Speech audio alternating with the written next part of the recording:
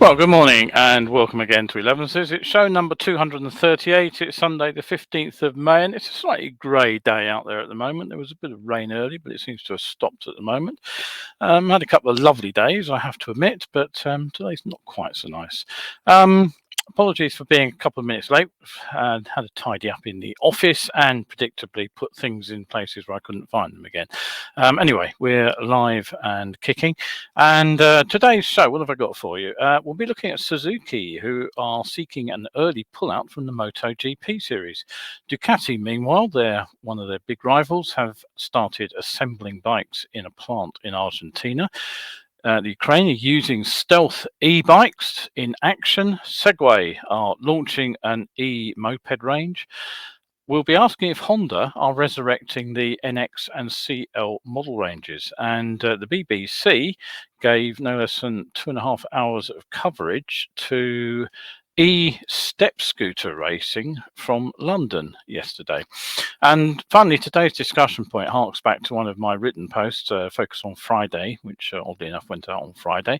And it's all about the importance of knowing stopping distances. And we'll be looking at a fatal accident report as well. So some serious stuff there. So join me or stay with me for that. That'll be at the end of the show. Don't forget, you are watching Elevenses. I'll see if I can get the banner up. There we go. With Kevin Williams. Don't forget, we go live usually at 11 on Wednesdays and Sundays. Very occasionally I have to do a recorded show because I have other commitments, but normally this is a live show. So I will respond to your comments and questions when I get the chance during the show, or if I can't do it during the show, I will get back to you at the end of the show. So anything you want to say, I'm more than happy to hear it.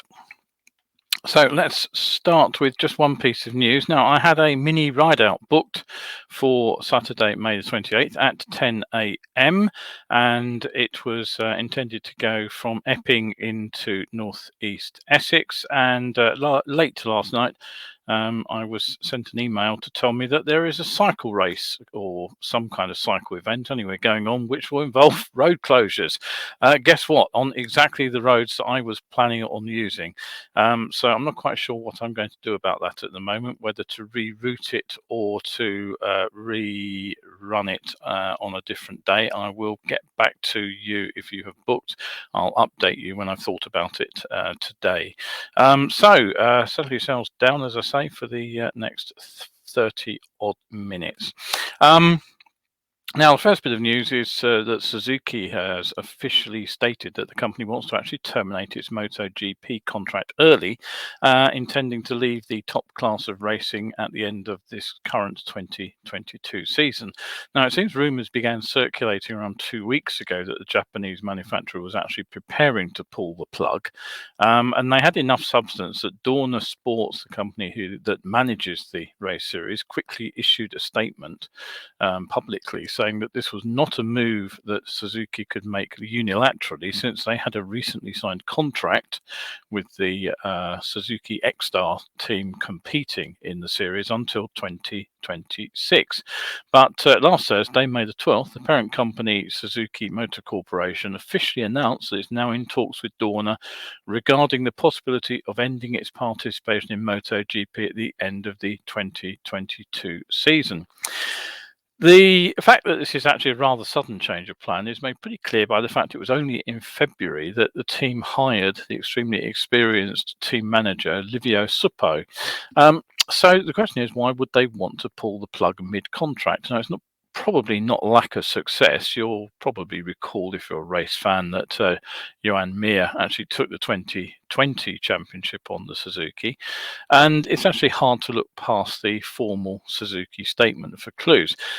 Which says, unfortunately, the current economical situation and the need to concentrate its effort on the big changes that the automotive world is facing in these years are forcing Suzuki to shift costs and human resources to develop new technologies.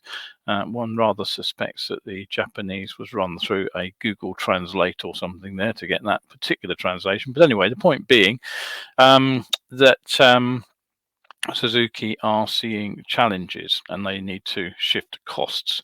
Right, so one commentator has suggested it may be connected with the ongoing investigation into the use of illegal defeat devices, as they've been called, which rigged the nitrogen oxide emissions of diesel engines to comply with European Union regulations. Now, German prosecutors last April stated that these devices were allegedly fitted in Italian-built diesel engines, which went into a large number of cars, giving the impression that the vehicle's nitrogen oxide emissions were in line with EU regulations. Now, these Italian-built diesels were then assembled in a production plant in Hungary. A spokesman for Suzuki Japan, whose European headquarters are actually in Germany, hence the German investigation, said the company and local management are cooperating with the investigating authorities. Now, you probably recall Dieselgate. That was the event when Volkswagen were found to have supplied around 10 million cars worldwide with these defeat devices. The results were actually big fines for VW. Of course, various other car companies have also been found to be fiddling the system. Excuse me.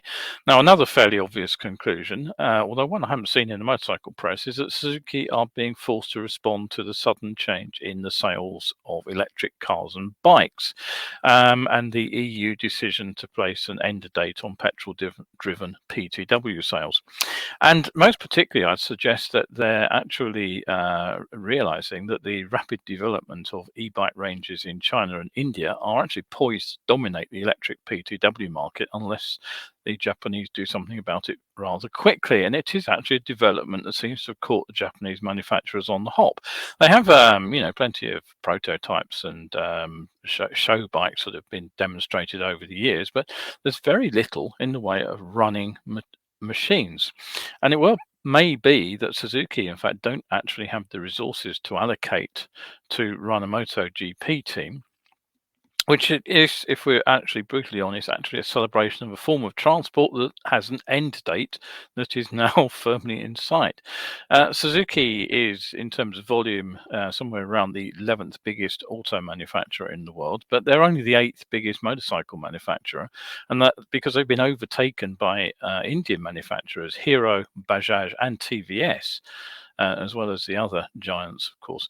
So more to the point, the Suzuki's premium bike range, you probably noticed it's contracted to the point where it's almost invisible.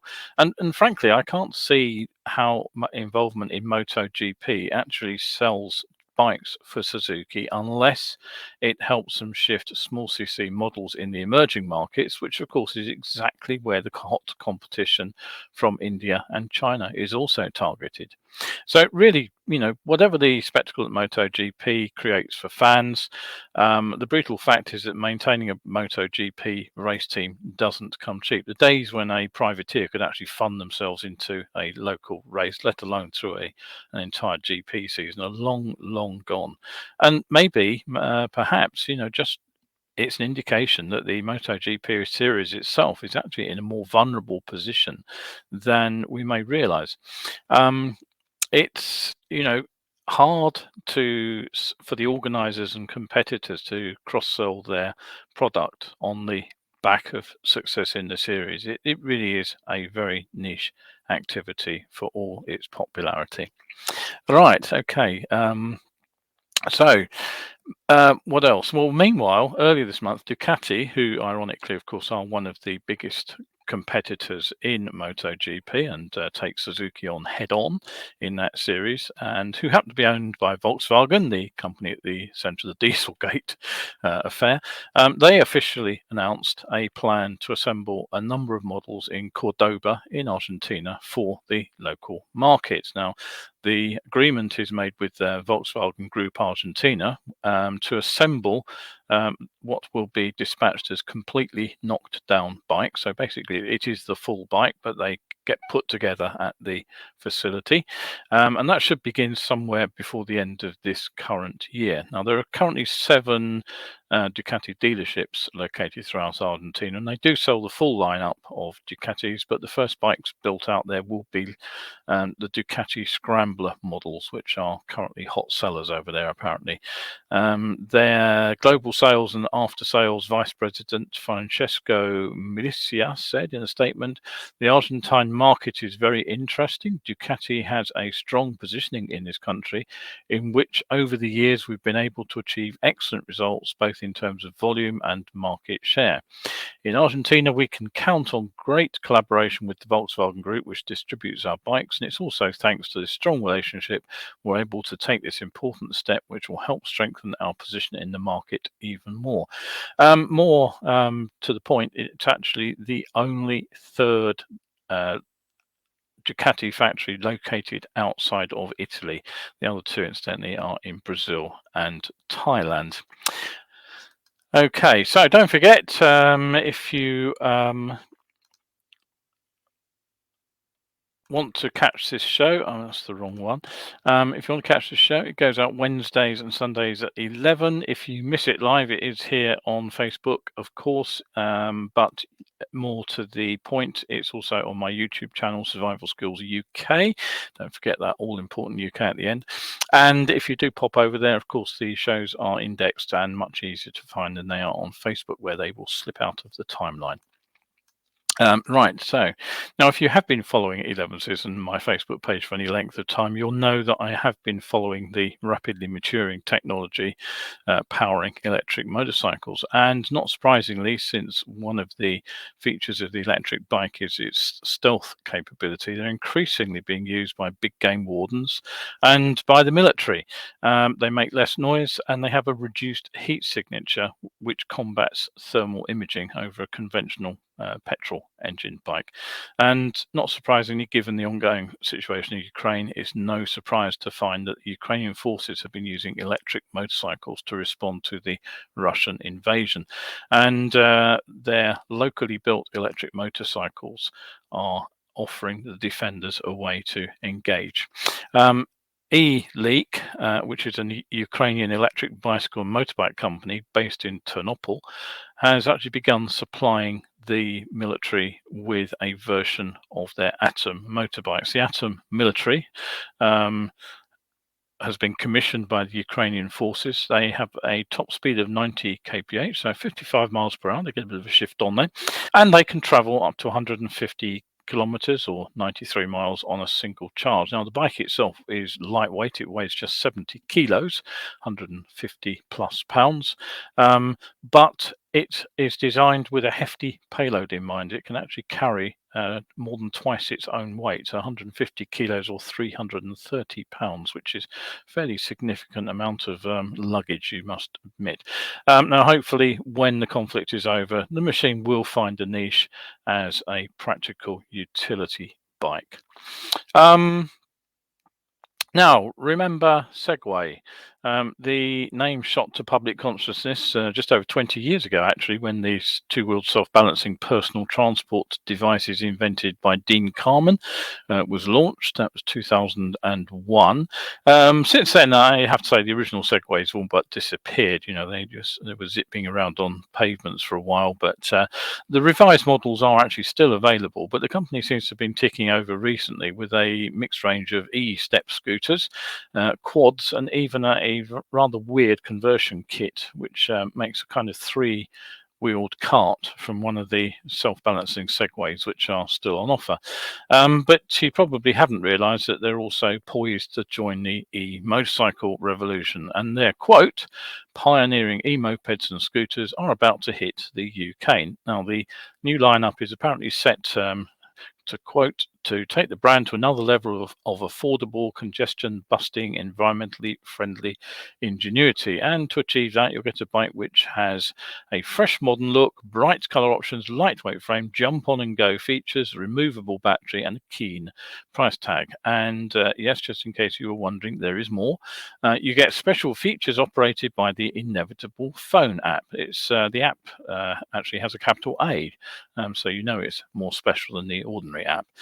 One of these is the airlock system. Basically, that's a remote key. The bike locks and unlocks as you walk away and return to it. And just in case you didn't know where you parked it, the app, of course, will tell you. And it also provides an alert if the bike is moved, and it gives you tracking ability too. Interestingly, Segway will actively judge whether it's safe to start riding or not. It will not move forward, for example, if the parking stand is extended or if the rider isn't firmly seated on your bike. One plus is you get regenerative braking. One minus is you don't get ABS. I'm not entirely sure what use the featured cruise control will be, though. You'll see why in just a moment. Now, oddly enough, the 3 models listed as being available from next month don't appear on the US Segway site, but only on the EU one, which offers no contact details and a press page that gives a 404 error. And the cookie page is actually in a Cyrillic script, so I couldn't read that anyway. The first bike I looked at, the snappily named B110S. I'll see if I can get a picture of that up. Meant to set this up earlier and forgot. Dum-de-dum-de-dum. No, that's the wrong picture. Okay, I've lost the picture of the bike. Hang on a minute. Bear with me for a second. All right, okay.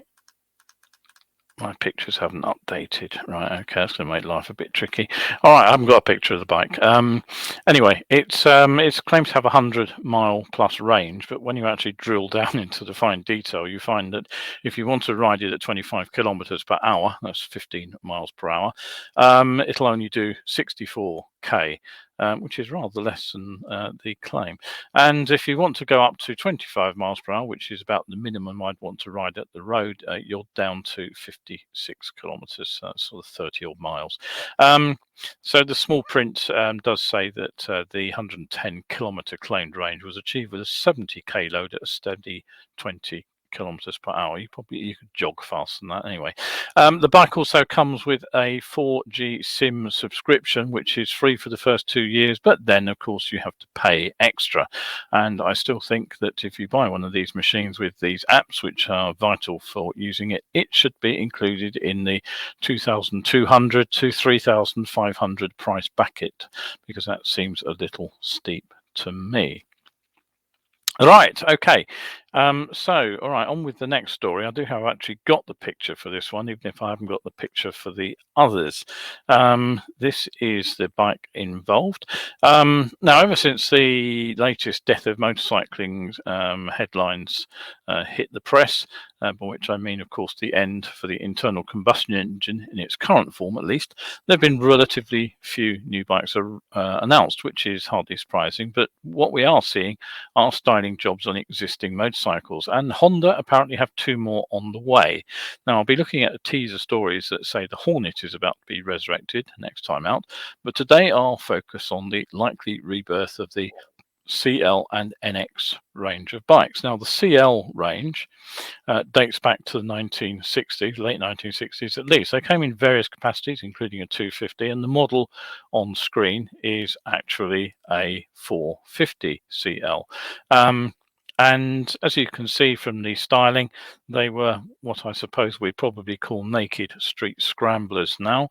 And interestingly, of course, that particular style of bike has actually become more popular on the road at the moment.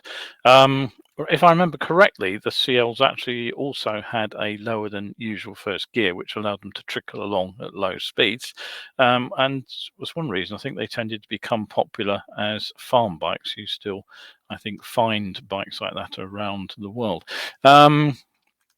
So the NX range, of which I did have a photo, but it seems to have disappeared. They were slightly different. They were designed with a little bit more off-road capability. Back in the late 90s, I actually had an NX 650 Dominator myself. I used it for instructing. Now, the bike itself, which was relatively light and basic single-cylinder machine, just enough bodywork, and mine had a high replacement screen, which kept the wind off. It was functional. It was fun. The punchy power delivery was perfect for the urban riding I spent most of my time doing, but it also handled well enough down country lanes. It was actually usable on gravel and hard-packed dirt roads too, even for an off-road dunce like me, although I must admit I did get it stuck quite firmly up one slightly muddy gully. The only place it really fell short was on motorways. Now, the monoshock suspension was actually pretty plush, and with the long travel forks, hard braking was a bit interesting at times, but it would actually suit today's disintegrating roads. So I would say, in a way, it was one of the first of the sort of affordable adventure bikes. The bike ran for around 15 years, from 1988 to 2003. It was actually a doddle to service, and I did love riding that bike. And despite regular oil changes, it unfortunately did suffer the usual Honda single-cylinder self-destruct problem, and expired permanently at 65,000 miles, which was annoying. But it's one of those bikes that if I could get another one of, I would seriously consider.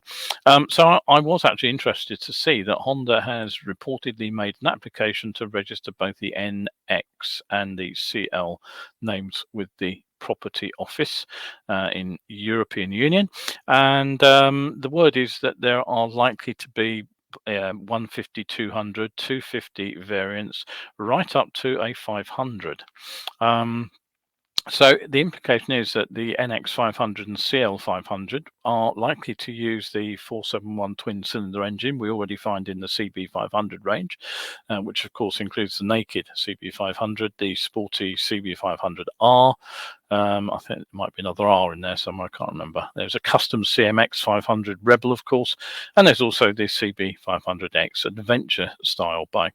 So it'll be interesting to see how the NX 500 will dovetail in alongside the CB 500X. Possibly the 500X is a guess of mine. Could go back to a road-oriented 17-inch front wheel, and the NX could possibly be offered with wire wheels with a 21-inch up front, maybe a narrower seat, and possibly more suspension travel for a more dirt-oriented bike. That would be my guess, but time will tell. One thing's certain, though, it won't be called a Dominator, because it appears that Honda let the registration of that name slip, and it was snapped back up by Norton. Right, okay, so what else have we got? I've got a comment here. We have Kevin and who says good morning, and Alex, who says too many ums. Well, I'm very sorry about that, Alex. I disappoint clearly. I will do my best not to or or or anything else like a professional presenter would do. Presenter would do. Anyway. If you were gearing up for the Cup final coverage at Wembley yesterday, or maybe trying to avoid it, you probably missed 150 minutes of live coverage of the e-scooter championships. And scooter is spelt SKOOTR, in case you don't want to confuse it with any old scooter. Anyway, that was on the Beeb, and as you probably guessed, it's the new race series for e-step scooters. It's a global series with the competition starting at Printworks in London and finishing 6 races later in the USA. It's real life too, with real people. My first thought was that it was actually one of the incredibly large number of virtual competitions. But so what's it all about? Well, 30 riders representing 10 teams are competing on a 600-meter track at the Printworks venue through a series of heats, with the best 6 racers taking part in the final. And the series concludes 6 races later to find the champion. Now, the 30 professional athletes in this race series are racing on specially designed S1X electric scooters, and they are claimed to be able to reach a top speed of more than 60 miles per hour. But the range of competitors is interesting. They include the former Team GB world champion speed skater Elise Christie, ex-BMF rider Trey White, British snowboarder Billy Morgan, and British superbike racer Luke Hedger. They're all said to have completed a rigorous assessment, testing and training program, and to have been selected for the championship based on sporting merit. Now, the teams themselves are also managed by some interesting names. Heavyweight boxer Anthony Joshua manages one, and former F1 racer Nico Roche manages another.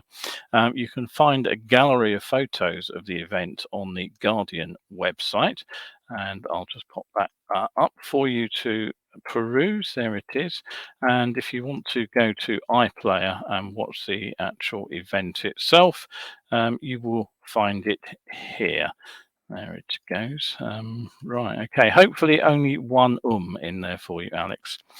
Right, finally, on to today's final discussion point, the importance of actually knowing our outright stopping distances. Now, Friday, I popped up a post on my Focus on Friday series about braking distances. And what I was trying to get over was how far a bike will travel from the moment the rider makes the decision to brake, and whether we're actually using up-to-date figures. Now, importantly, this isn't the stopping distance that we'll achieve in an emergency, but unfortunately, neither of the figures on the highway code, the sort of figures that was actually used to as a guide to estimate emergency braking distances. Now, I hoped this would actually be evident from the way I wrote the post, but to look at the highway code gives us a reaction time and a stopping distance, and then it adds them up to give us the overall braking distance. Now, crucially, the highway code's reaction time is based on the response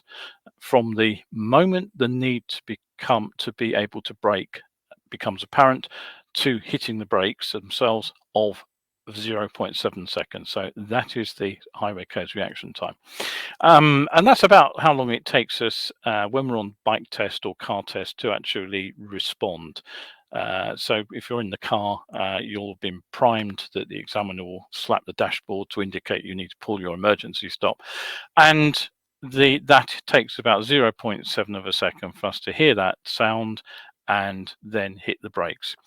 Now, combine that with the braking distance figures, and allegedly these were obtained many years ago with a Morris Minor with drum brakes all round. That's the figure the highway code tells us is our stopping distance. Now, sadly, crash after crash shows us that in a genuine emergency, few of us actually get close to a reaction time of 0.7 of a second. And that's because when a situation develops in front of us which becomes an emergency, we actually have to see what's happening, understand how it's going to impact us, and decide on a course of action. We're not already expecting the need to brake hard. So this is what I refer to as reaction time, and this delay can be 2 to 3 seconds long, and we're effectively paralyzed and nothing is happening during that time. And crucially, that's the bit missing from the highway code. Stopping distances are the regularly quoted at us. But anyway, that wasn't what I was trying to talk about in the post. What I was actually looking at was the absolute stopping distance a bike can achieve with riders of different expertise aboard once that decision to stop has been made. Now, I have been very certain that modern motorcycles, by which I mean really anything from the mid-1980s onwards, can stop a lot quicker than we are told is possible. And how do I know that? Well, because I do a lot of hard braking. I do demos, and I've actually sat down or sat on the bike anyway and conducted my own tests. So as I posted on Friday, from 20 miles per hour, 30 kph approximately, I can stop in 2 bike lengths, which is around 4 meters. And from 30 miles per hour, 50k, I can stop somewhere around 5 bike lengths, which is approximately 10 meters. And just to be clear, these are not test bikes. These are achieved with 2 bog standard 600s. One's got ABS, the other hasn't. On the bike with the ABS, I'm just triggering the rear ABS. That's on the Yamaha. And on the Honda without ABS, I'm just lifting the rear wheel.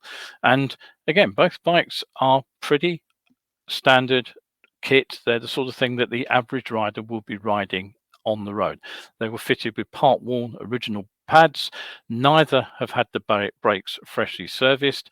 Both were wearing midlife sport touring compound tyres. The supermarket car park is probably worse than you get on a good road surface, so nothing special there.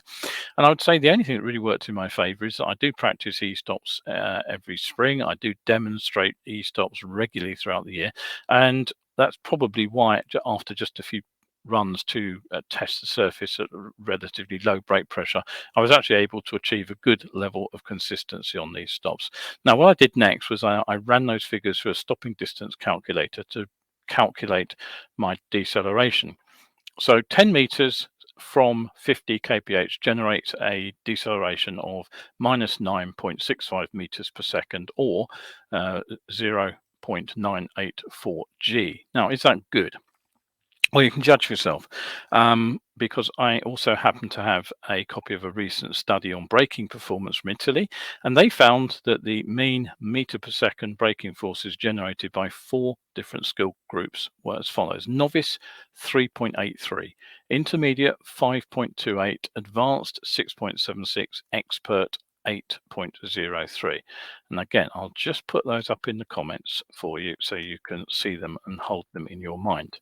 Now, those were the results averaged out. One of the expert riders actually managed a peak rate of deceleration of 9.82 meters per second, which is actually slightly better than my calculated rate. The other interesting thing is that the bike involved was actually a Piaggio scooter, so it wasn't anything special. But the scary bit, the really scary bit that struck my mind, is how much better the advanced and expert riders were than the novice rider. If you plug in that 3.83 meters per second rate of deceleration to a stopping distance calculator, and you plug in a speed of 50 kph, you'll find it would have taken the rider just over 25 meters to stop. And that actually is pretty damn close to the highway code figures. Now, remembering that braking isn't linear, we lose around 1/4 of our speed in 3/4 of our stopping distance. What happens if the rider who can brake hard can just stop? What speed would the novice be doing at the moment they hit the car? Well, here's the scary bit. If I could just stop when a car turned across me with my 10 meters, the rider traveling at 30 would still be traveling at 23 miles per hour when they hit the car. So that's why understanding absolute braking distance is important. We actually have to know how hard we personally are braking. Now, coincidentally, a report on a court case involving a driver charged with causing the death of a motorcyclist by careless driving also dropped into my inbox this week. And very briefly, here's what happened, according to the court report. The driver turned right out of a junction. The motorcyclist, who was one of a group of riders, was traveling the other way. Witnesses said the driver emerged out of the junction and accelerated slowly when it was unsafe to do so. The driver said the motorcycle still out of sight over a crest when she completed her checks. Now, it's always difficult to piece together exactly what happened in these situations, but the group themselves admitted to riding at around 70 miles per hour, 112 kilometers per hour. From the various statements and comments, including those made by the police accident investigator, the rider could have been anywhere from about 100 meters to 150 meters from the junction when the car began to emerge. So I took the worst case scenario, that the rider had just over 100 meters to stop from 70 miles per hour. So I ran that starting velocity, 112 kilometers per hour, and the available 100-meter stopping distance through the calculator using the following assumption: that they reacted in 0.7 of a second. That's the reaction time set by the highway code. And now that means the rider would have traveled just under 22 meters before actually hitting the brakes. And that would have left an available braking distance of just under 80 meters. Now, had the rider been able to stop in that distance, I actually, because of the fudge factors in the calculation, I ended up with 102 meters as the total stopping distance. The braking force came out as 6.049 meters per second. So again, let me just pop that up on screen for you so you can see that. Go back to that table, look at it. What you'll see is that 6.05 meters per second falls pretty much halfway between the intermediate braking force and the advanced braking force. So it should have been possible for that rider to stop. Now, one of the comments on Friday was it's wrong to consider braking distances in isolation. And I think what this shows is no, it isn't, because what we then end up with is a fact. It's something we can get hold of, we can know about, and we can compare our response to other people's. The same person also said that if you know where you're going to start braking, it's dangerous to do one's own braking test. Now, I'm not really sure what that was all about, but I think he was implying that you get a false sense of security because you can pull the bike to a brisk halt in the car park, but it's not the same in real life. Well, I don't disagree entirely with that, but only if we do our own braking test do we know what our own capabilities are. It's worth doing it because you will get an idea whether you fall into the novice, intermediate, advanced, or expert groups when it comes to braking. But here's the bad news. Now, if the reaction time is stretched to 2 seconds, which is not an unreasonable time to actually recognize that there is a problem developing in front of us, and then even if the rider managed 0.8 meters per second expert braking force, the bike would have traveled something like 60 meters before the rider even applied the brakes. Then less than 40 meters would have been available to slow down. And basically the result of this at the final impact speed would have been almost 70 kph, over 40 miles per hour. And that's why I continue to tell people, if you are looking at a situation where a vehicle might emerge, assume it will emerge. Even if you see an empty junction, assume that there is the potential for a vehicle to suddenly pull out of it.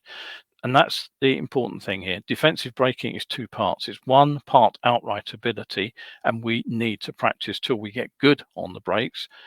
But the second part is the awareness that we might have to use these skills in real life. All right, okay, sad note to end on, but I think it's an important one. Another there for Alex. I'm very sorry about the Alex. I'll try to do better in future. But anyway, for me today, that is pretty much it. Don't forget the next Science of Being Seen presentation goes out on the first Wednesday of next month at 8 p.m. That will be an in-depth look at motion camouflage and other topics, lateral movement. So do pop along, and hopefully we'll keep you entertained with that one. Anything else to say? The ride. Don't forget the ride to Epping, out to Epping Forest and into Essex. That's temporarily on hold while I figure out what to do, since I've discovered a cycle race is taking place on that particular route on the same day at the same time. That is it for today. Thank you for looking in. If you're out there on the bike today, enjoy your riding and try to stay shiny side up.